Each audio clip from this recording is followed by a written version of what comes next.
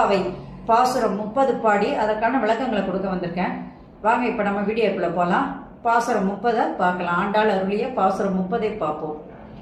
வங்க கடல் கடைந்த மாதவனை கேசவனை திங்கள் திருமுகத்து சேழையார் சென்றிறங்கி அங்கப்பறை கொண்ட ஆற்றை அணிப்புதுவை பைங்கமல தன் தெரியல் பட்டபிரான் கோதை சொன்ன சங்க தமிழ் மாலை 30 தப்பாமே இங்கி பரிசுரைப்பார் ஈரண்டு மால் வரைத்தோள் செங்கன் திருமுகத்து செல்வ திருமாலால் எங்கும் திருவருள் பெற்று இன்புறுவர் ரெம்பாவாய்.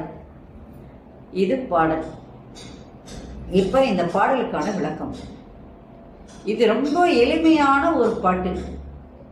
ஆனா இந்த பாசுரத்திலையும் ஒரு விண்ணப்பத்தை தான் ஆண்டாள் வைக்கின்றார். இருந்தாலும் தன் கணவனாகிய கண்ணனுடைய பராக்கிரமங்களையும் தோல் வலிமையும் இந்த பாட்டிலையும் அந்த அம்மா பாடிட்டாங்க. கடைசி பாட்டுல கூட பாடிட்டாங்க.